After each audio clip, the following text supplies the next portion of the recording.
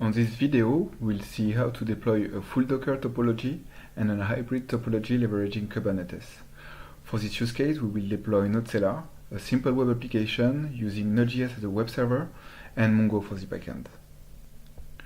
First, I'll show how to deploy a full Docker version for our development environment to speed up the deployment, and then we will see how to deploy the hybrid version, mixing the nodecellar Docker component and the database running directly on a VM for production. We can start right now from the alien4cloud self-service portal. From there, we will be able to graphically design portable applications ready for hybrid cloud, and we also have access to a catalog of reusable components to speed up the design. We will talk more about it, but first, let's have a look to our Kubernetes cluster. We had previously deployed Kubernetes from alien4cloud, and here we can see the topology, the blueprint of our Kubernetes cluster. It's running on Amazon, and it will allow us to orchestrate our containers. We can click on the link to access directly to the Kubernetes UI.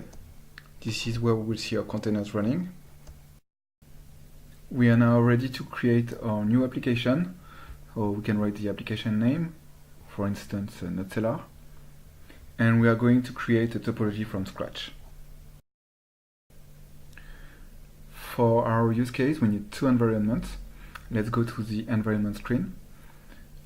We need one environment for development and another one for production. Click create, the name prod. You can choose the environment type, production, and I'm going to use the same topology version, the same default version for my two environments, so dev and production.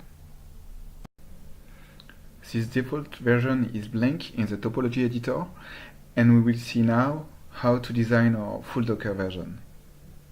To do so, we can search for components here in our catalog in the right panel and just drag and drop the components in the editor. We need our two Docker components, nodecellar and Mongo, and nodecellar requires a database.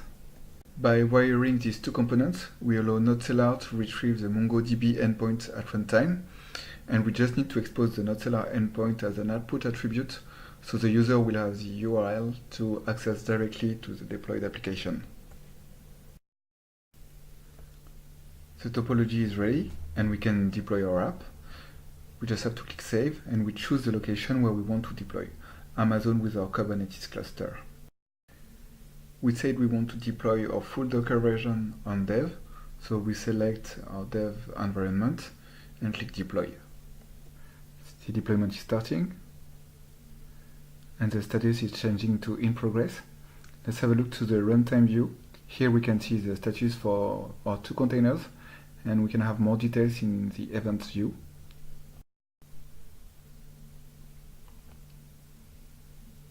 And so in less than 1 minute, we have our Mongo containers running. We should have nodecellar quite soon. Okay, so now it's running too. The app is deployed, and we can have a look to Kubernetes. So we should see the two containers running. Let's refresh, and here we can see the Mongo and the nodecellar containers running.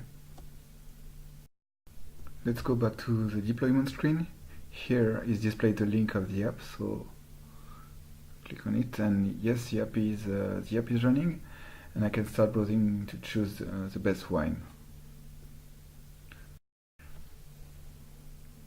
This is how we can easily design and deploy an app in minutes, and now we'll see how we can reuse our components and our topology to create the hybrid version of the app for production.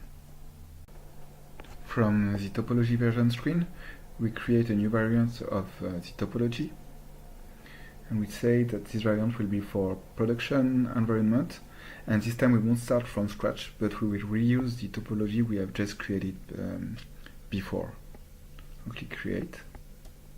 We now have a new variant of our topology for production. If we go back to the environment setting, we can assign the new variant to the production environment.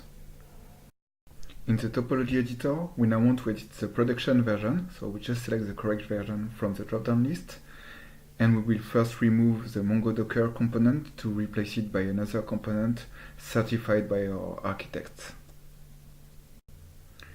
As we said, for production, we want the Mongo database to run directly on the VM. To do so, I need a compute to host the database. And we can edit the name of the compute. So, for example, Mongo host.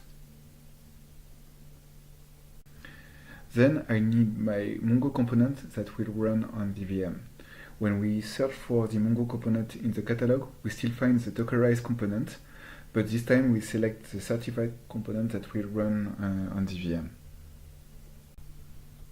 As we did before, we use the same relation to wire the nodecellar component and the database component, and we don't have to change the nodecellar frontend, the components are reusable.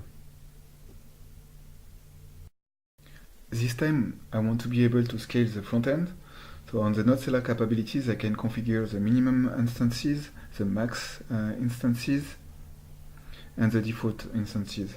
For the example, I want to start with 3 instances, and the endpoint is already set as an output attribute to get the 3 URL at the end of the deployment. And that's it. The topology is ready to be deployed. Just click Save, and from the deployment screen, select the infrastructure location, for instance, the Amazon location with Kubernetes. Here is the matching phase where I can match my abstract compute to resources specific to the YAS that I have just selected. And this list of on-demand resources have been previously configured by the admin with different properties. It allows users to deploy applications with complete autonomy. I could also specify these properties as requirements directly on the topology. For example, in my case, I need at least for my Mongo host 2 CPU. So let's say 2. And so when we go back to the matching phase, deployment, matching, we can see that the small compute is not displayed anymore because the number of CPU was lower than the 2 required. Only the resources that are meeting the requirements are displayed. This filter helps a lot when you have more on-demand resource configured. I choose medium, and we are all set. Just need to click deploy.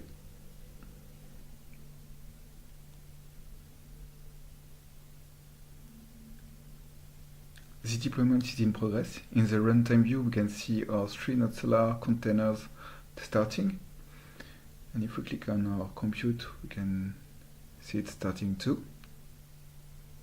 You can have a look to the events details.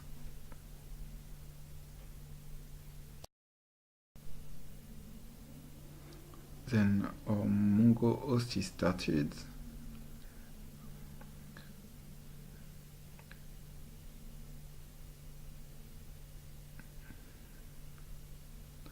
And now Mongo is running.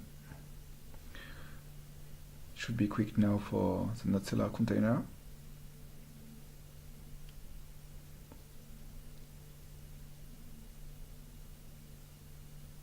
And that's it. Everything is running. The deployment is finished. We can see that our 3 default instances have been started when we click on nodecellar. And now we can scale the number of nodecellar instances up to 5. Let's click yes. Now we have 2 more instances starting. It's going to be quick.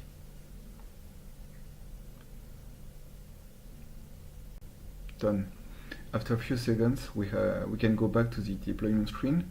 We find the 5 URL to connect to the nodecellar app, and we also see that the app is running for our 2 environments, with the full Docker version on dev and the hybrid version on production. Have a look to our website for more information. The link is in the description. And from there you will also be able to download the alien4cloud open source version. Thank you for watching.